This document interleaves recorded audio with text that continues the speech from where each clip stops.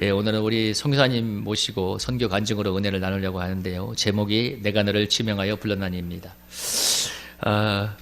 우리가 국내에 있는 우리 평신도들이 각자 삶의 자리에서 애쓰고 살아가고 있는데, 아마 저 아프리카, 정말 한국과는 너무나 먼 지구 반대편에 있는 곳에서 선교하시러 와서 본 분이 은혜도 되지만 아마 우리 삶과는 괴리가 있을 때가 느껴질 때가 있을 것입니다. 그러나 오늘 우리가 모신 이유는 무엇이냐면, 모든 사람은 다 선교적인 사명을 가지고 부름을 받았기 때문에 그렇습니다. 우리가 삶의 자리에서 정말 거룩한 믿음의 사람으로 변화되어서 믿음의 영역을 드러내야 되는 이유가 무엇이냐면, 하나님, 첫째는 하나님께 영광이 되고, 두 번째 그걸 통해서 복음의 전도가 일어나기 때문에 그렇죠. 그래서 우리가 선교하면 보통 선교사님들이 해외에 나가는 것을 얘기하는데, 근데 큰 틀에서 선교는 나의 삶의 모든 영향력을 발휘해서 예수 그들을 증거하는 것입니다. 특별히 우리 오늘 모신 선교사님은 외국에 가서, 저 먼 곳에 가서 정말 수고하면서 이제 복음을 위하여 수고했던 분이고요. 그분 가운데 있었던 하나님의 역사를 나누는 가운데 우리 삶에도 동일하게 그 하나님께서 살아계셔서 역사하신다는 것을 우리가 공유하면서 우리 믿음의 도전을 받고, 또 우리가 믿음의 은혜를 덧입어서 우리 삶의 자리에서 정말 하나님께서 내가 너를 지명하여 불렀다잖아요. 내가 삶의 자리에서 하나님께서 나를 선교사로 불러주셨는데, 정말 가정에서, 그리고 직장에서, 친구들 가운데 내가 선교사로서 하나님의 주신 그 사명적인 존재로 어떻게 살아가야 될 것인가, 또 어떻게 하나님께서 선교사를 만드셨는가, 또 간증이 있게 하셨는가를 보면서 우리가 큰 또 믿음의 적용이 된다고 믿습니다. 우리 선교사님을 소개시켜드리면요, 우리 주보 한번 보시겠어요? 주보 한번 보시면, 주보의 뒤편에 보면, 주보의 뒤편에 보면,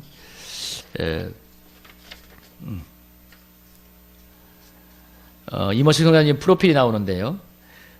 우리 1986년에 동아대학교 국문학과 졸업하셨고, 1999년과 현재까지 남아프리카 공화국의 선교사로 파송되었습니다. 이제 전에 UBF에서 파송되었는데, 지금은 이제 물론 그쪽 소속은 아니지만 남아프리카 공화국의 선교사로 파송되어서 남아공의 제일 큰 도시인 요하네스버그 대학에서 대학생을 중심으로 선교 사역을 하고 계십니다. 그래서 20년간 참 많은 애쓰셨는데요.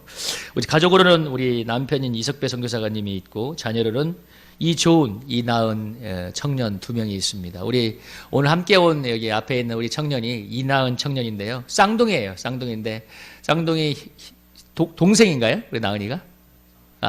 동생이죠. 예. 형 이조은이는 지금 이제 남아공에서 현지에 있는데, 지금 이제 그곳에서 2달 동안 선교사님이 한국에 와 계신데, 그곳에서 여러 가지 이제 좋은 일도 많이 하고 있지만, 특별히 2달 동안 이제 그곳에서 설교하면서 우리 또 교회를 섬기고 있습니다. 우리 선교사님 나오실 때 큰 은혜의 역사가 있기를 원하고요. 우리 참 하나님께서 주신 그 놀라운 역사를 나누면서 하나님께 영광 돌릴 수 있기를 기도합니다. 자, 우리 선교사님 나올 때 우리 한번 뜨거운 격려의 박수로 선교사님 한번 맞아볼까요? 우리 선교사님 모시겠습니다. 반갑습니다.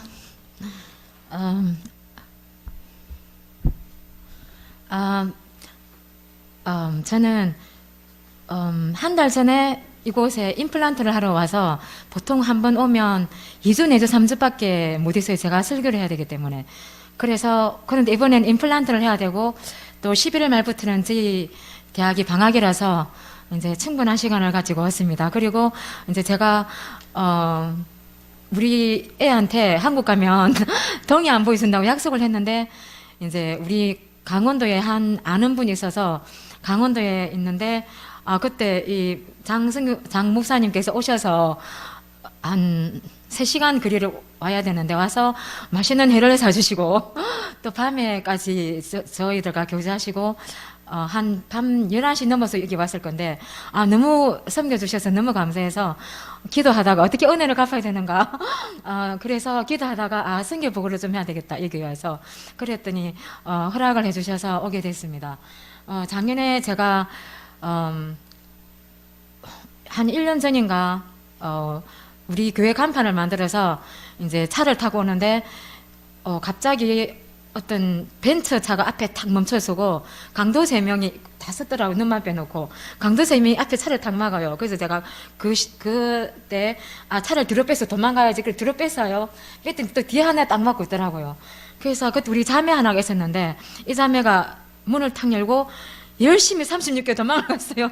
그래서 그 강도 2명은 이 자매를 쫓아가고, 한 명이 이제 자고, 그러니까 만약에 이 자매가 없었으면 세 명이 저한테 붙었을 건데, 한 명이 저한테 긴 총을 가지고 와서 창문을 탁 깨고, 왜냐하면 저는 제 차 귀한 건데 뺏기면 안 되니까 차를 딱 안 내리고 있었어요. 그랬더니 이 사람이 문을 총 뒤로 해서 착 깨더만 제 가방을 탁 뺏어가더니 이제 저한테 이제 총을 쏠라고 하더라고요. 그래서 제가 그때 제 아이디를 뺏기면 이제 만들기가 힘드니까 나는 비즈니스 사람이 아니고 미셔너리니까 아이디 내놔라고 그랬어요. 그 와중에. 그랬더니 얘가 가방을 딱 열더만에 물을 두 개 탁 저한테 던져줬어요. 그리고는 다시 총을 딱 겨누는데 처음에는 가슴에 겨누다가 그 다음에는 마음을 바꿔서 다리에다가 탁 이렇게 사서 이제 제가 그때 하나님 나라 갔으면 여기 쓸 수 없었는데 이렇게 다시 쓰게 돼서 여러분을 만나게 됐습니다. 그래서 저는 제가 남아공에 20년째 여기 있는데 남아공에 대해서 좀 소개를 하려고 합니다. 남아공이 지도 보이시죠? 최남단에 있고요. 그래서 인구가 57만이고 한국하고 비슷한, 그렇지만 면적은 10배가 넓습니다. 그리고 저는 특별히 이제 조하네스버그 타운에서 이곳이 중남부 모든 아프리카 상인들이 이곳에 와서 중국인들한테서 담요나 뭐 필요한 거를 이곳에서 다 삽니다. 그래서 이곳에 가서 자기들 나라에 가서 또 팔고, 그래서 이곳이 그러니까 남부 아프리카의 상업도시, 또 우리 남아공의 상업도시인데, 이곳이 우리 나은이가 모르겠는데 세상에서 세계에서 좀 위험한 곳, 메디로 들어가는 곳이에요. 그래서 우리 한국 있는 선교사님들이 이곳에는 안 살고, 한 요하네스버그에는 저하고 2명 선교사님 더 살고, 다들 수도 그러니까 프리토리아라고 있어요. 수도 프리토리아에 살고 있습니다. 여하튼 제가 이곳에서 저희 집까지는 한 8km 떨어진 곳. 그래서 한국 사람이 한 번씩 만나면 다운타운에서 어떻게 사냐 이러면서, 그런데 제 사명이 이곳에 있기 때문에 이곳에 살고 있습니다. 그래서 제 삶이 이 출애굽기하고 연결이 돼요. 아시겠지만 출애굽기는 40장까지 있습니다. 1장에서 11장까지는 하나님께서 은혜로 모세 한 사람을 리더로 세우시는, 목자로 세우시는 것이 나오고, 12장 13절은 파스오버 아시죠? 구원의 확정을 주십니다. 이스라엘 백성들에게 에집트에서 탈출하기 위해서 피를 문지방에 발라서 이제 구원받는, 그래서 이것이 우리는 예수님의 피로 연결됩니다.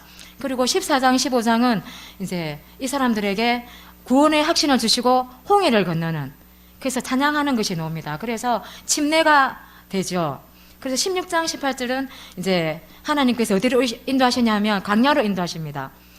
그때 광야로 갔더니 물과 음식이 없어서 이 사람들이 그때부터 불평을 막 하는, 그래서 저도 잘 몰랐는데 목이 타는 거는 배고픔보다 더 참기 힘들다고 들었어요. 우리 예수님께서 십자가에 계실 때 내가 목마르다 그렇게 하셨잖아요.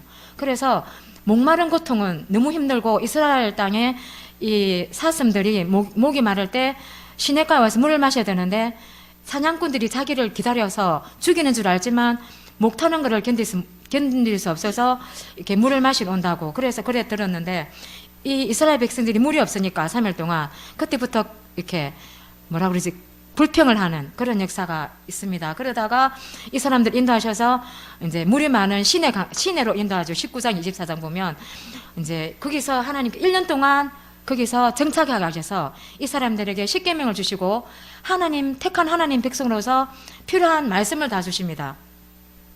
그리고 이제 그곳에서 25장 40장까지는 성막을 주셔서 성막을 세우게 됩니다. 그래서 저는 이 사람들이 광야 40년을 이렇게 뭐라 그러지, 배해야 되는데 왜 무거운 이 성막을 주셔갖고 40년 동안 다 이렇게 이거 무거운 걸 들고 다녀야 되는데 왜 주셨는가 좀 처음에는 배우면서 이해가 안 됐는데 하나님께서는 이 사람들과 교제하기를 원하시고 성막에서 교제를 하니까 성막을 주셨더라고요. 그래서 성막을 세우실 때 하나님께서 구름이 해막에 덮이고 여호와 영광이 성막에 충만하더라는 말씀이 나오죠. 그래서 보시면 이제 출애굽 1장 제가 한 번 더 예 그렇죠. 그 다음에는 이제 파소버가 나오고 14장 홍해를 침례가 나옵니다.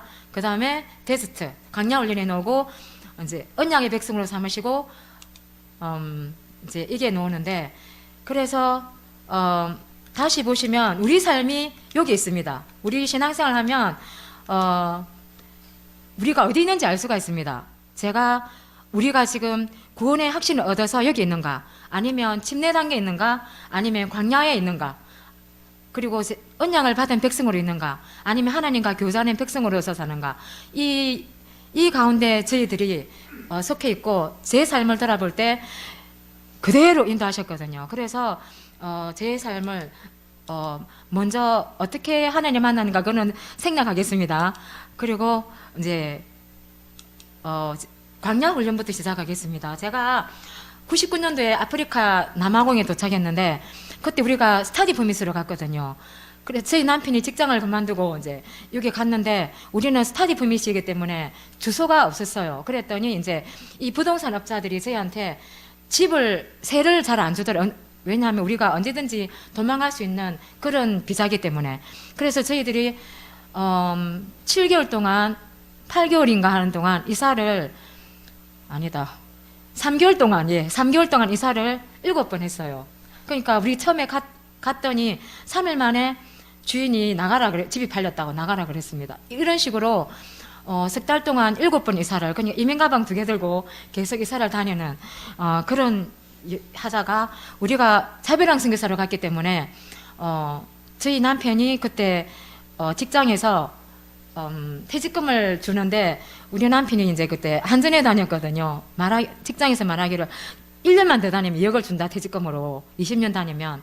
그런데 그때 우리 19년 됐는데 19년 다니면 7천만 원밖에 못 준다 그랬어요. 근데 제가 기도해 보니까 하나님 전능하신데 뭐 1억 3천 갖고 뭐 이렇게 째째하게 있을 게 아니다. 1년이라도 먼저 가서 언어를 정복해야지 하는 마음으로 내려놓고 먼저 갔는데 그 당시에 갔더니 남아공 돈이 더 높았어요. 그때는 다이아몬드와 금이 막 생산되는 그때였어요. 20년 전에는 남아공 돈이 2배가 높아서 저희 돈이 3,500만으로 두 동가리가 딱 나서 여하튼 그 돈을 갖고 있는 동안에 저희들이 물질 자립을 해야 되는데 자립을 못했어요. 그래서 하여튼 한 2004년도 되니까 이 물질이 없어서 이제 자립도 안 되고 저희들이 하는 일이 이제 돌아오는 거 다시 그동안 자립을 못했기 때문에 돌아오려고 하는 마지막으로 이제 돌아오려고 제가 저희 언니가 교사라서 애들 학교도 알아보고 그래서 지금 와도 된다고 그래서 하고 또 그 당시 한전에서 데모를 하는 사람들이 많아가지고 이전에 있는 사람들을 다시 그러니까 뭐라 그러지 경력 있는 사람들을 월급 그대로 주는 걸로 해서 저희들이 거기도 이제 다시 어플라이를 하고 돌아올 준비가 다 됐거든요. 그래서 하는데 그래서 마지막으로 기도는 해봐야지 싶어서 기도를 하는데 그날 아침에 하나님께서 요수아 1장 8절 7, 8절 말씀을 주셨습니다. 주시면서 그리고 주님께서 이렇게 제 앞에 나타나셨어요. 주이시 옷 입는 기다란 옷, 하얀 옷을 입고 나타나시더라고요. 그래서 제 앞에서 걸어가시면서 내가 하는 길이 힘들 것인데 그렇지만 따라오라 그랬어요. 가지 말고 내 길을 따라오라. 힘들 것이다라는 말씀을 해주시고 따라오라 하셨거든요. 그래서 제가 힘든 것이 제가 앞으로 진행될 이야기가 굉장히 제가 힘든 삶을 살았는데 그때 힘들 것이다. 그것이 제 사는 삶이 그렇게 힘든 것인지 몰랐거든요. 근데 제가 살면서 너무 힘들었는데 하여튼 주님이 따라오시라 해서 제가 순종을 하고 짐을 풀고 그곳에 있고 저희 선교단체에서 그 당시 저희 남편은 이제 영어를 하라고 그 시카고에 본부가 있는데 시카고로 데려갔습니다. 그래서 그 당시에 저기 선교단체가 또 문제가 많아서 이렇게 분란이 많더라고요. 하여튼 저희 남편은 시카고 가고 저희들은 그때부터 역사를 섬기는데 이제 그때 그 당시에 한국 사람이 저희 집에 저희들은 한인교회를 안 갔기 때문에 한국 사람들이 한 명도 몰랐어요. 근데 그 사람이 어떻게 왔더라고요 저희 집에. 그래서 아프리카는 한국 사람들이 사진관을 많이 하세요. 이분도 사진관을 하니까 우리 그 이성 교사님을 불러달래. 미국에서 불러서 우리 사진관에 취업을 좀 하자, 동업을 하자 그러더라고. 그래서 저희 남편이 7개월 만에 와서 이제 사진관을 시작했는데 경험이 없잖아요. 칼라에 대해서 사진은 칼라가 중요한데 칼라를 모르니까 이제 한 번은 망하고 그 다음에는 이제 우리가 이렇게 한국 사람 온통 이렇게 아까 보여주신 조백타운에 좌네스타운에서 사진관 한국 사람만 10명이 돼요. 그래서 거기 들어가면 우리가 기술이 없어서 잽이 안 돼서 우리가 기도하면서 300km 떨어진 한국 사람이 없는 곳으로 갔는데 거기도 한국 사람이 있더라고요. 한국 사람이 하나 있다가 저희들이 들어가니까 너무 화가 나가지고 가격을 또 반으로, 그러니까 우리가 물질 자립해야 되는데 이 한국 사람이 경쟁한다고 가격을 반으로 자르더라고요. 그래서 저희들이 이제 그냥 서바이브 하는 단계가 됐습니다. 그래서 하여튼 그때부터 저희들이 자립을 시작해서 저희 남편은 사진관에 있고 저는 이제 사명을 감당하고, 그래서 어느 날 이제 우리 2004년도에 개업을 해서 사업을 사진관 하고 있는데 2005년도 어느 날 저희 남편이 전화가 왔어요. 부품 하나가 빠져서 지금 상사를 못하니까 그 부품을 구해오라. 그래서 제가 아침에는 전도를 하고 오후에는 우리 양들하고 그룹 사진을 하다가 이제 저녁 때 한 4시 돼서 물품을 구해서 300km 떨어진 곳으로 가는데 저희 남편이 중간에서 만나서 150km 돼서 거기서 만나서 물건을 전해주고 저희 남편이 가고 저는 이제 밤 8시 돼서 다시 조하네스버그로 돌아오다가 이제 제가 교통사고를 당했거든요. 그날 너무 피곤하니까 하루 종일 일을 하다가 밤 8시 되니까 이제 제가 딱 기억하는 것이 다리 탐 밟더라고요. 다리를 밟다 거기서 필름이 끊겼는데 정신 차려 보니까 병원이더라고요. 그래서 보니까 이제 그때 저희 남편이 그때 말을 안 했는데 제 차 상태가 어찌 됐는지 병원에서 하루 반 만에 깨어났는데 깨어나니까 이제 거기 깨어나서 제가 바로 간 데가 세면대에서 막 토하기 시작했는데 거울이 큰 게 있더라고요. 그래서 보니까 우리 한국 같으면 팔을 붙여놔야 되잖아요. 팔이 2개 떨어져 있고 이제 이 머리를 다 깎았는데 이렇게 막 많이 핸들에 했나 봐요. 그래서 머리가 다 깎아져 있는 상태에서 이제 제가 막 토했는데 간호사들이 제가 토한다고 더럽다고 막 이렇게 고함을 지르고 이런 상태에서 이제 저희 남편이 있다가 하여튼 제 얼굴이 그때 크게 부어서 있고 여기는 피가 그냥 많이 있더라고요. 그래서 이제 우리 남편이 이제 퇴근하고 저를 데리고 조하네스버그 병원에 와서 이제 팔을 붙이고 이제 여기도 뭐 이렇게 밴딩을 하고 이제 저희 집에 갔는데, 그래서 그때 제가 그 사고 당한 것이 치명적인 줄 몰랐거든요. 그 사고로 말미암아서 이제 제가 건망증이 많은데 저희 남편이 그때 CT를 24개, 왜냐면 너무 머리가 심각해서 이제 제가 이제 장애자가 될 것 같아서 24개를 찍었는데 이상이 없다고 했는데 제가 과거 기억은 중요한 거는 딱 남아있는데 지나간 과거의 기억은 잘 못하는 하여튼 그런 상태가 됐는데 2007년도에 제가 이제 한국 올 일이 있었어요. 왜냐하면 우리 시카고 본부에서 저한테 첨부를 주면서 제 팔이 사고로 안 올라갔거든요. 그게 들어보시고는 이제 계속 놔두면 이것이 안 올라가니까 불구가 되니까 이제 첨부를 주면서 한국 가서 여기는 많이 흉터가 있지만 1cm 없애라고 그러더라고요. 그래서 첨부를 받아서 한국에 와서 이제 하는데 또 그때 우리 의사 한 분이 온 김에 이제 사진 찍어보자 그래서 했는데 또 유방암으로 유방암으로 진단이 나서 뭐 수술하자고 그러더라고요. 그래서 선교사니까 50% 감면을 해주고 그리고 아티피셜 가슴도 달아줄 거니까 수술하세요. 그래서 그래 하라고. 그래서 내일 수술하기로 하고 오늘 이제 병원 입원해서 이제 뭐 2개 달아서 하는데 우리 교회에서 선교사가 수술하면 이게 임파선도 다 도려드니까 뭐 수술하지 말고 도망 나오래요. 그래서 믿고 도망을 와서 그 교회 가서 이제 제가 3일 금식을 했거든요. 그래서 우리 애가 남편은 사진관에 있고 우리 애들이 제가 없으면 남아공은 애들을 학교가 이렇게 데려다줘 차로. 제가 없으면 아무것도 못하는 상태라서 하나님께 맡기고 마음이 고무시고 그냥 돌아갔어요. 그래서 아침마다 기도할 때마다 제가 이제 가슴 두드리면서 기도했어요. 암세포 떠나도록. 그런데 이제 1년 뒤에 제가 병원 가서 이렇게 MRA인가 찍었더니 이제 니는 아무것도 없는데 왜 여기 와서 MRA 찍나고 막 의사가 그러더라고요. 그래서 이 암세포가 없어지고 깨끗해졌더라고 하나님 은혜로. 그래서 그 임파선도 있고 계속 일을 할 수 있는 상태가 돼서 너무 감사하고요. 그래서 이제 제가 남편은 거기 있는데 우리 남편이 이제 그냥 서바이브하는 상태에서 사진관에서 잠을 잤어요. 바닥에서 매트리스 하나 깔고 자고 주말에는 300km로 와서 우리 갈 때 우리 남편이 강경하였는데 한 6년 동안 그 300km 떨어진 곳에서 사진관을 하면서 밤에는 이제 바닥에서 자고 이렇게 낮은 일을 하는데 흑인들이 돈을 많이 훔쳐가거든요. 왜냐하면은 보통 사진관 하면 부인들이 와서 캐시 돈을 받는 사람 하는데 저는 여기 사명 감당한다고 남편이 흑인들한테 이렇게 맡겨 놓는 거죠.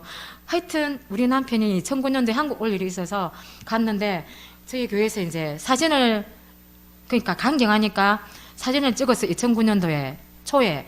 그래서 그때 교회에서 말하기를 병원에서 말하기를 이제 간암 말기다. 이미 너무 이렇게 심해서 수술을 못 한다고 그래. 의사 선생님이 수술을 못 한다고. 그래서 우리 목사님이 많이 애를 쓰셨는데 그런데 저희들은 또 한 달 뒤에 수양회가 있었어요. 수양회가 있고 우리 교회에서는 오라. 너가 남편 지금 수술하면 하나님 나라 갈 수 있으니까 오라 그랬어요. 근데 제가 밤마다 이제 2009년도에 제가 왜냐하면 성령의 능력을 알 수 있도록 우리는 말씀만 알지 성령님에 대해서 몰랐거든요.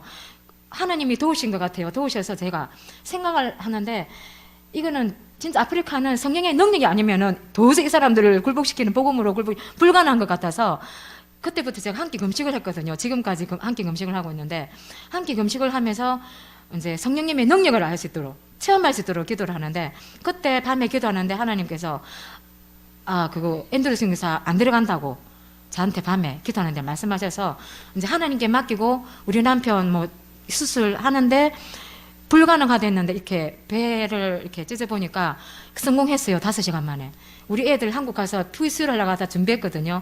그런데 하나님께서 안 데려가시더라고요. 이번 어떤 분이 저번 금요일 날 밤에 어떤 분이 예언을 하러 우리 보고 오라 해서 갔더니 그 자매님이 하는 말이 우리 애들과 저 때문에 안 데려갔다고. 왜냐하면 또 쇼크 받을까봐 안 데려갔다는 말을 들었어요.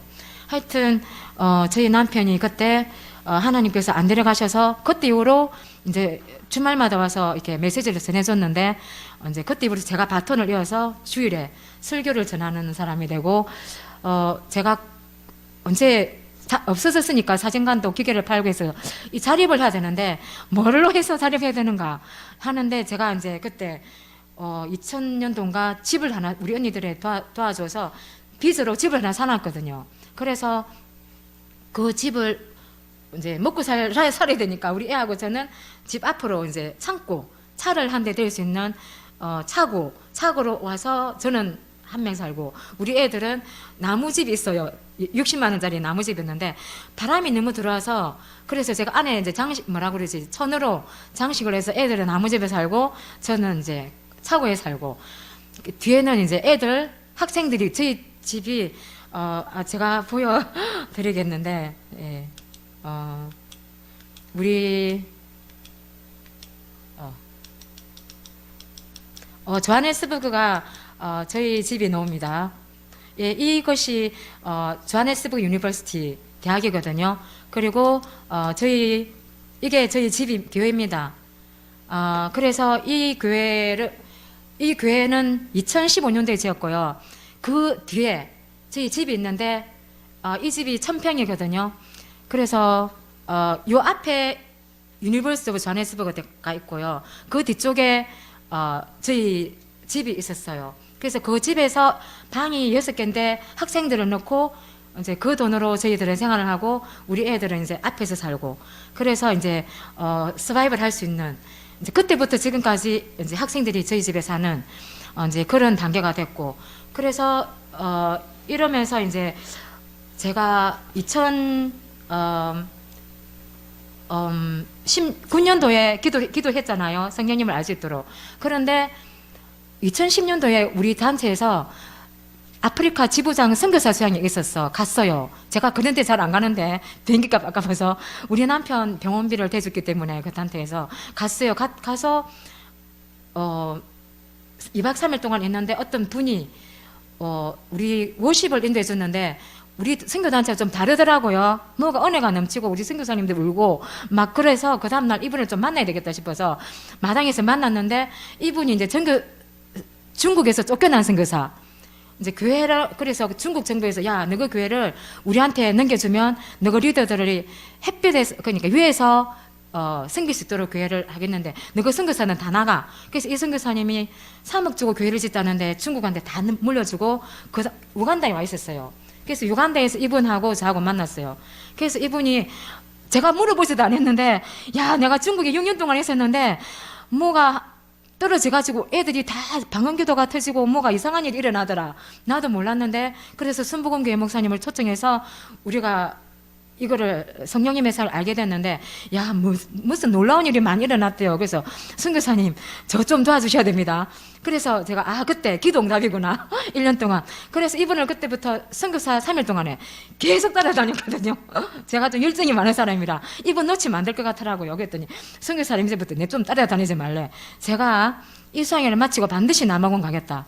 그래서 마치고 하루 만에 바로 왔어요. 이분도 굉장한 사람이더라고요. 성격이 급해가지고 하루 만에 바로 왔어요. 2010년 초에. 그래서 우리 언니가 그때 딸 둘이를 저희 집에 보냈기 때문에 우리 언니 애들 2명, 언니 1명, 우리 식구 4명.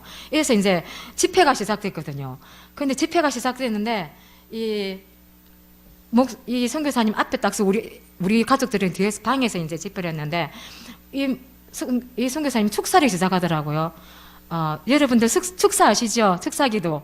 이 선교사님이 저를 아침 8시부터 저녁 6시까지 이제 축사를 시작하는데 저는 그런 거 처음 봤어요. 경험을. 그래서 이분이 이제 제가 이제 그때부터 토하기 시작했어요. 이분이 막 기도하는데 그래서 저희 언니 보고 막 휴지 갖고 오라고 그러고 그 토하는 가래와 침은 귀신이니까 넘기지 말라고 그랬어요. 그래서 아침부터 저녁까지 제가 막 토하기 시작했는데 하루 종일 토했거든요. 그리고 이제 오늘은 그만해지 저녁 6시 되니까. 그 다음 날부터 또 하더라고요. 또 하는데 이제 계속 제가 울고 토하고 그런 거를 또 아침부터 6시까지 이틀째 축사를 했는데 우리 언니가 물었거든요. 우리 동생은 선교사라 와가지고 날마다 전도하고 말씀 가르치는데 무슨 귀신이 들어갔냐 이 선교사님 물었어요. 그랬더니 선교사님이 말씀하시기를 아무리 선교사는 이렇게 열정이 많은 사람이라 귀신이 들어갔는데 이제 배에다가 집을 지었고 또 그 귀신이 평소에는 가만히 있다가 제가 화가 날 때 이렇게 확 불을 붙인다고 그러더라고요. 그래서 그때 제가 항상 화가 나더라고요. 날마다. 그래서 저희 언니가 와 있다가 야, 아니 이상하다. 왜 날마다 하려내냐고. 조그만 일이야 다려내고. 근데 언니 내가 언제 하려냈냐고. 야, 아니 날마다 하려내고 있거든요. 진짜 이상하다. 날마다 이상하다 그랬어요. 그래서 제가 이제 그때 무슨 일이 있었는지 이제 알았죠. 그래서 저는 몰랐는데 그 당시에 제가 교통사고 났을 때 이 선교사님 말이 하면 제가 들판에 누워 있었는데 지나가는 이름 모를 귀신들이 제 안에 많이 들어왔다 하더라고요. 그래서 집을 짓다고 들었어요. 그래서 그 축사를 이틀 동안 해줬는데 그 이후로 제가 깨끗해졌는데 그 5년 동안에 제 속에 비인격적인 귀신들 역사로 말미암아서 우리 선교사들 같이 있는 선교사들 그 사람들이 상처를 많이 받고 또 제가 막 방언기도를 하니까 이 선교사가 이 사람 이상하게 돌아간다 그러면서 떠나고 자기네에서 떠나는 역사가 있고 그랬어요. 그래서 제가 그때 치료를 받았는데 2014년도에 이 우간다 선교사님이 또 오셨어요. 저희 조하네스버그에 또 오셔가지고는 교회를 지으래요. 그래서 저보고 선교사님 아시다시피 제가 돈 없는 거 아시죠? 그냥 먹고 사는 단계 생존만 하는 저한테 무슨 교회를 지냐고 제가 막 화가 좀 났어요. 그래서 애들이 엄마 순정하고 교회 짓지 애들은 교회 짓재요. 그래서 내가 야 니들이 생활 부담 이렇게 안 한다고 엄마한테 부시하지 마 그러면서 그랬는데 근데 이분이 유간다에서 비행기까지 타고 와가지고 저한테 방향을 주니까 순종해야 되겠다는 생각이 들었어요. 그래서 이렇게 돈을 쭉 모아보니까 그 전에 제가 교회 짓고자 하는 마음이 있어서 우리 선교사님들이 저한테 준 돈이 있었어요. 모아보니까 5,000불이나 있더라고요. 그래서 그걸로 순종하고 시작을 했거든요. 그래서 우리 이웃들이 교회를 짓는다니까 반대할 거잖아요. 시티 카운슬에서 하여튼 나왔지만 제가 시간 관계상 이렇게 스킵을 하고 하여튼 시티 카운슬에서 10명이 나와서 조사를 하다가 허락을 해줘서 이제 이곳에다가 교회를 짓기 시작했는데 2014년에 교회를 짓기 시작했거든요. 근데 돈이 하나도 없었거든요. 그런데 돈이 오더라고요. 우리 언니가 캄보디아에 교회를 짓는데 헌금을 하려고 8천만 원 모아둔 거를 제가 교회를 지니까 보내주더라고요. 보내주고 하여튼 이리저런 모양으로 돈을 보내주고 돈이 없으면 멈추었어요. 돈이 안 오면 6월 달에 돈이 없어서 제가 그때 유간다 선교사님한테 갔어요. 그때 유간다에 80명의 지방에 있는 목사들을 모아서 말씀 컨퍼런스를 한다고 해서 제가 갔는데 그때 동참을 했거든요. 그래서 그분은 낮에는 말씀 가르치고 밤에는 기도를 하는데 이분이 저한테 이제 첫날은 이제 깨끗이 하고 둘째 날 기도를 하는데 제가 손이 계속 이러고 가서 때리더라고요. 그래서 제가 생각하기를 2시간 동안 아니 아프게 때려서 2시간 동안이나 때리길래 제가 세골 생각하기를 아 주님께서 이번에는 여기 수술해 주시려는가 보다. 그래서 저는 이제 그래서 성령님께 몸을 맡기고 2시간 동안 계속 때렸는데 이 목사님이 밤에 저보고 좀 보세요. 선교사님. 그래서 1대1로 좀 만났는데 선교사님 2005년도에 사고 났을 때 어떻게 사고 당했는지 저한테 설명을 좀 해달라 그래서 선교사님 제가 그때 기절했기 때문에 제가 어떻게 설명을 해요. 그래서 제가 오늘 기도 시간에 선교사님 앞에 서서 기도를 하는데 하나님께서 사고 날 때 한상을 보여주셨다. 그래서 그 차가 낭떠러지로 떨어지더라. 떨어질 때 두려움의 영이 제 속에 그러니까 기절은 했지만 살아있는 의식이 살아있었는데 두려움의 영이 팍 심겼다는 거예요. 그래서 지금까지 사는 것이 무섭지 않았네요.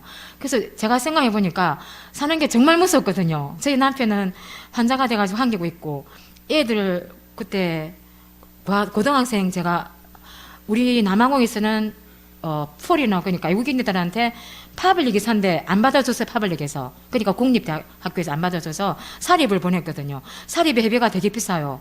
국립에는 뭐 10만 원 정도 하면 되는데 사립은 몇십만 원. 그래서 제가 교장 찾아가서 나는 자립이랑 선교사니까 우리 아들 디스카운트 해내라.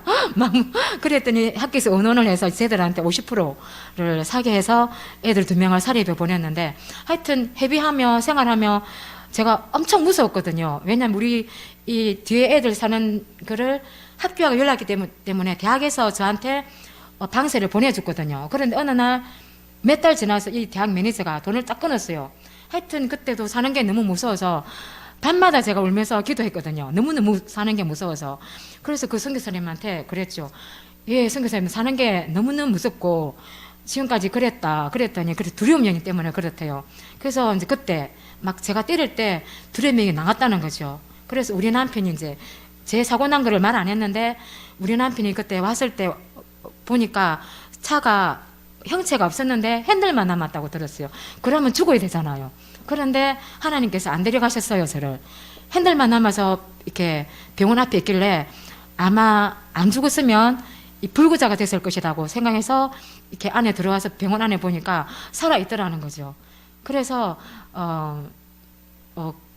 제가 그때 들어서 이제 그 설명을 하여튼 이 목사님이 저한테 두려움이 있는데 이제 선교사님 이제는 고난 끝일 겁니다. 이제부터는 이제 행복한 것이 올 것이라고 이제 그 선교사님이 저한테 그러더라고요. 그 수양회 기간 동안에. 그래서 하여튼 두려움이 나가서 이제 제가 완전하게 깨끗해져서 감사하고 그래서 2014년도 말에 주님께서 계속 이제 사람들을 통해서 돈을 보내주셨어요. 그때도 약속의 말씀이 너는 두려워 말고 잠잠하게 하나님 바라보라 했거든요. 그래서 제가 돈 없을 때 어떤 분 아는 사람한테 좀 비즈니스 하는 사람한테 돈을 좀 줄래? 그리고 어떤 한국 사람한테 교사인데 1,000만 원만 좀 보내주십시오.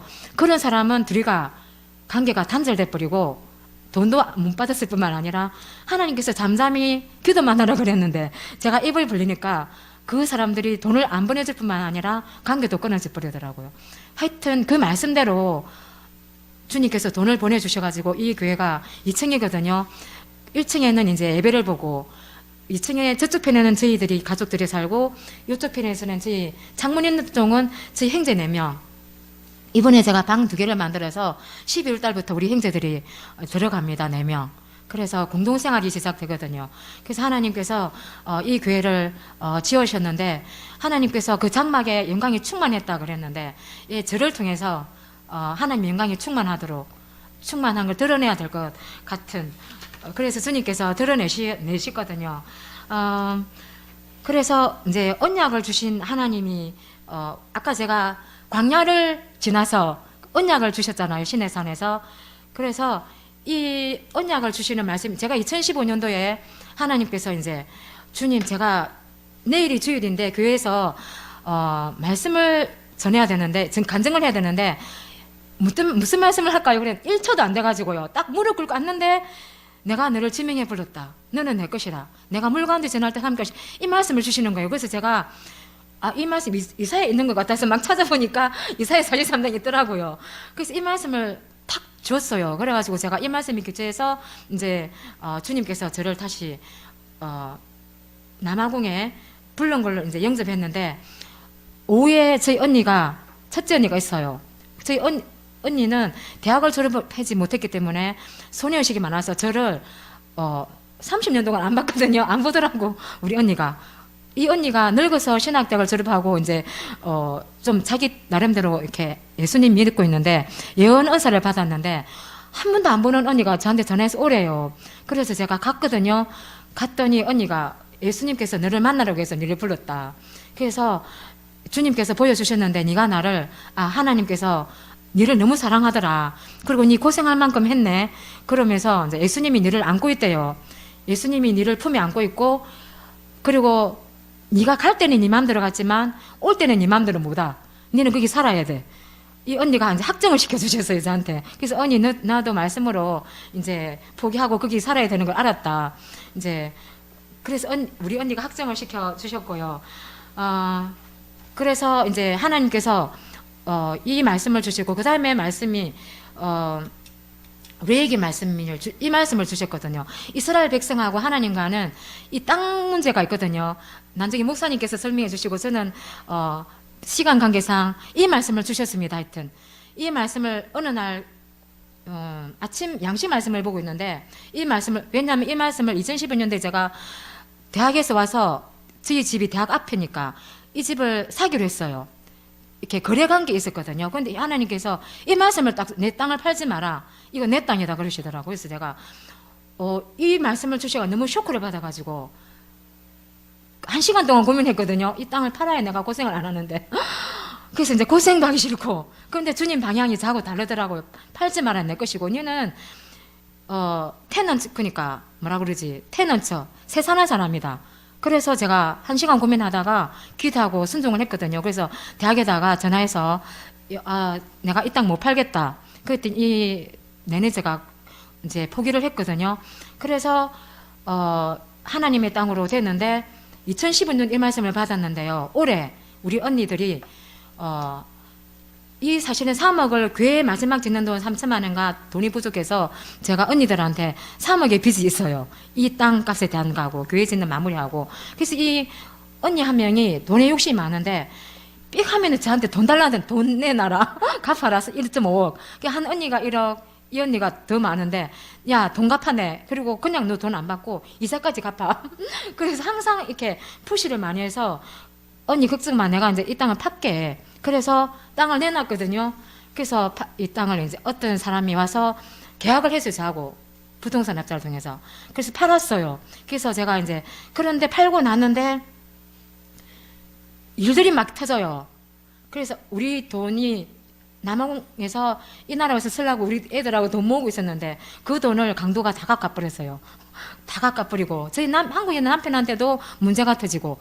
그래서 이거 하나님께서 뭔가를 나한테 사인으로 하시는구나. 그래서 제가 땅을 넘기기 전에 마지막으로 3일 금식 기도를 해야 되겠다 싶어서 3일 금식 기도를 시작하고, 마지막 날 밤에 저희 언니들한테, 야, 내가 돈을 갚아줄 테니까 걱정하지 마, 그런 카톡을 보내놓고 제가 4일째 아침에 새벽에 일어났는데 카톡이 7개 길게 와 있어요. 그래서 우리 언니들이 보냈던데 뭐라냐면, 우리도 기도했는데 네가 아프리카에서 계속 사명을 감당하면 그 빚을 없었던 걸로 하겠다. 그 말씀, 그 언니들이 25절 말씀해 보면, 만일 내 형제가 가난해서 그의 기업 중에서 얼마나 팔았으면 그에게 가까운 기업 물을 자가 와서 그 형제가 판 것을 물을 것이다 그랬잖아요. 정확하게 이 말씀대로 우리 언니 둘이가, 이 영어로는 리뎀션이거든요. 물러 주셨어요, 땅을. 그래서 언니들이 이미 내가 팔았지만 그 산 사람이 정부에서 돈을 빌렸기 때문에 은행이 아니에요. 그래서 이 사람은 돈을 잘 받을 수 없는 상태. 그래서 우리 부동산업자가 지금 현금 있는 사람이 있으니까 니 후회하지 말고 지금 바로 계약하자. 그건 제가 이제 캔슬을 시켰거든요. 이 산 사람이 정부에서 돈을 받기 때문에 돈을 안 받을 수 있는 가능성이 너무 커요. 그래서 제가 이제 그 사람이 돈 못 받도록 기도를 하고 있는데 이 말씀 그대로 언약이잖아요. 언약이 하나님과 나를 묶는 거거든요. 하나로 묶는 거. 그래서 이 언약의 말씀대로 저희 언니들이 3억을 물러주고 제가 그곳에서 계속 살 수 있는. 그래서 제가 이 흑인들을 돕는데 너무 5분만 더 주십시오. 너무 40분인데 너무 힘들어서 이제 20년이면 이제 이 사람 돕는데 충분하다. 그래서 2017년 제가 갈등하다가 이제 이 땅에서 나오고 싶었어요. 한국 돌아가서도 내가 시골에 가서 얼마든지 사명 감당할 수 있다. 그래서 이제 2017년도부터 너무너무 절망이 많이 됐거든요. 왜냐하면 아프리카 사람을 제가 잘 겪어보니까 이 사람들은 너무 연약해요. 그릇이 너무 연약하고 또 하드워킹을 못합니다. 힘든 일을 못해요. 심지어는 제가 먹은 그릇도 안 씻어요. 그래서 제가 기본적인 훈련을 시켜야 되겠다 싶어서 야 그릇은 네 그릇 네가 씻어 그러면 떠나요. 이 말도 영접을 못 해주는 너무나 그래서 제가 리더를 세웠는데 8년 9년 돕던 이 사람들도 떠나고 10명이 떠났거든요. 목사로 살다가 그래서 그때 이 사람들이 리더들이 있을 때는 역사가 100명까지 올라갔습니다. 그래서 제가 그때 새벽기도에 20명이 나오고 그래서 제가 우리 성령사 집회를 할 때 제가 불을 받았기 때문에 새벽기도를 하면 이 20명이 나왔는데 막 어떤 사람이 거듭 나가지고 찬양을 2시간씩 하고 하여튼 막 여기서 튀어서 날르기도 하고 큰 역사가 있었어요. 근데 그런 역사가 있었는데 제가 자꾸 절망을 하고 낙심하니까 그런 제가 받았던 그런 거 있잖아요. 다 샥 나가더라고요. 샥 나가고. 근데 이 성령님의 역사로 이 사람들 변화시켜 봐도 또 우리 아프리카에 상고마가 많나 상고마 귀신 그거는 무당이에요. 아프리카 무당들. 아프리카 무당들이 엄청 파워가 많아요. 그리고 이 사람들 산 사람 죽여가지고 그 간이나 이런 거를 자기 귀신들한테 들여서 제사를 드리는 사람들인데 이 상고마 귀신들이 아프리카를 뜯고 있거든요. 그래서 제가 어느 날 이 상고마 귀신 들은 자매가 왜냐하면 이 아는 항상 토했어요. 그래서 나는 뭐 양이기 때문에 저는 리더는 이렇게 감당만 하지만 어린 사람이라서 이 애가 3년째 어느 날 저한테 왔어요. 그래서 저는 그 자주 토하고 병원 가는 거를 그냥 아파서 그렇겠지. 그냥 관심이 없었는데 어느 날 얘가 저한테 와서 이렇게 기도해달라 해서 기도를 하는데 밤에 얘가 상고마 귀신이더라고요. 그래서 야, 너 그 가족 중에 상고마 있지? 그때 아무도 없대. 지금 니하고 내가 기도를 하는데 네가 거짓말을 하면 내가 못 쫓아내니까 솔직히 말해봐. 그랬더니 야 우리 할머니가 상고마 귀신이래요. 상고마래요. 그래서 지금부터 이제 축사를 하자. 그래서 이제 한 20분을 축사를 했는데 이 자매가 그 뒤로 토하거나 그런 증세가 없어지고 깨끗해졌거든요. 제가 예를 하나 들었는데 그렇게 제가 성령님의 파워로 이 사람들을 깨끗하게 축사를 해주고 뭐 힐링을 해줘도 다 나가더라고요. 그럼 제가 깨달은 것이 다시 말씀으로 돌아왔죠. 그래도 성령님의 역사는 1년에 딱 한 번만 수양이 할 때 한 번 제가 기도를 해주는데 그래서 결국은 말씀으로 돌아오고 제가 이제 그래도 작년에 너무 실망이 되고 이제 이 교회를 떠나려고 했거든요. 그런데 2017년도에 작년이었는데 그래서 하여튼 어떤 연고로 제가 스와질랜드 나라라는 조그마한 나라 갈 일이 있었어요. 그게 총신대 총장님이 거기 병원에 이제 총재인가 무엇인가 와 있었어요. 그래서 저보고 자기 와이프가 또 선교단체 출신이라 저보고 거기 와서 가르칠 학생들 그냥 온다. 그게 너무 좋은 거예요. 전도 안 해도 되고 예 올게요 약속을 하고 남아공 돌아왔는데 주님께서 그때 또 말씀하시기를 내가 예루살렘을 떠나지 말고 그 말씀을 또 주셨어요. 그래서 우리 애도 제가 취직이 됐는데 200km 떨어진 데로 갔지만 애 안 보냈어요. 거기 멀리 가는 것보다도 예루살렘에 붙어 있어야 될 것 같아서 당장 취직이 안 되는 것보다도 약속을 붙들어야 될 것 같아서 예루살렘에 남았습니다. 그래서 그때 하나님께서 이제 제가 떠나려고 하니까 하도 실망을 많이 하니까 떠난 양들이 이제 돌아왔는데 이게 이제 조하네스버그 대학이고요. 예, 거꾸로. 예. 이 대학이 이제 예루살렘이고요. 이 교회고요. 그리고 이제 2018년도 저기 수양회인데, 이게 우리 역사거든요. 이게 첫 번째 주위에 있는 애가, 브래들리 목자, 중간에 있는 nom난도 목자, 40세, 이렇게 싱글맘입니다. 그래서 이 역사는 이제, 여기 있는 사람, 여기 흰 옷 입은 애가 바얀다 목사, 자기들 목사라 그러죠. 바얀다인데 이 사람이 저한테 왔어요. 내가 4년 동안 여기 있었는데 떠나서 우리 이 지역에 이제 목사를 하고 있다. 이런 사람이 2명이 왔더라고요. 또 한프레하고 이 사람하고. 그 한프레가 하는 말이, 예. 야, 네가 있어서 너무 감사했다. 그래서 지금은 내가 하나님이 오래 참아주셨는데, 2곳을 개척하고 있더라. 하나는 우리 남편이 사정을 하는 곳 하나. 그리고, 루드프루트라는 지역에 목사가 돼서, 양들을 목사로서 섬기고 있다. 그리고 또 하는 사람은 넬스프루트에 있고, 이런 사람들 하나님께서 보내주셔갖고, 네가 한 일이 헛되지 않다. 그거를 보여주셨어요. 그래서, 이거는 이제 우리 이번에 일주일 전에 우리 목자가 보내준 사진. 방학 전에 집으로 안 돌아간 사람 한 10명 정도로 모아서 지금 바이블 뭐라고 그러지? 성경 읽기. 성경만 읽는다고 그러더라고요. 그래서 자기들끼리 성경 읽기를 하고 있고, 얘가 제 아들입니다. 존. 그래서 얘가 지금 제가 없는 동안에 주일날 설교를, 얘가 장남이거든요. 주일날 설교를 하고 있습니다. 둘이 다 이제 27이거든요. 그래서 제가 많이 빠졌는데 이야기하려면 끝이 없는데, 하여튼 제가 한국에 한 번씩 오지만 이번에도 왔는데, 오면 이렇게 한국 사람들 너무 잘 살고, 제 상황을 돌아보니까 남편은 아파서 하동에 돌아가 있고, 우리 애는 막 지금 12월 달에 도둑이 많이 들어오거든요. 엄마, 도둑이 들어와갖고 지금 문이 열리고, 밤에 계속 도둑이 뒤쪽으로, 앞에는 대학에서 지켜주는데 저 뒤쪽으로 도둑이 들어온다는 거죠. 그래서 얘가 10월 달 되면 저희들은 도둑 지키느라 잠을 잘 못 자거든요. 그래서 애 하나는 남아공 있고, 남편은 또 저기 하동에 몸조리 하고 있고, 애 하나는 저 다니고 있고, 이 제 상황을 보니까 이렇게 너무 슬프고 좀 눈물이 나는 거예요. 내가 선교를 20년째 했는데 이 남은 열매들이 제 상황이 너무 편하지가 않았어요. 그래서 내가 돌 올라가도 했는데 하나님께서 허락을 안 하시고, 그래서 제가 부산에나 이렇게 우리 하동에 남편과 함께 있으면서 생각이 돌아가잖아요. 내가 어떻게 살아야 되는가. 그때 이제 주님께서 사도 바울을 생각나게 해주시더라고요. 도대체 바울이 어떻게 65세 이렇게 순교할 때까지 그 30년 넘게 하나님께서 섬겼는가. 그러면서 제가 이렇게 이 사람이 쓴 13권의 책을 읽어야 되겠다는 소원을 주셨어요. 그래서 제가 13권의 이 바울 서신서를 이제 2주 전에 기도원 갔었거든요. 3일 동안 기도원에 있으면서 이제 13권을 다 읽었거든요. 읽었는데 이 말씀이 부딪히더라고. 데살로니가 하면서 자기 밤낮으로 일했다. 그러면서 제가 복음을 한번 얘들한테 심어보려고, 제가 좀 열정이 많은 사람이라 낮에도 복음을 전하고 밤에도 복음을 전했거든요. 그런데도 안 됐거든요. 그런데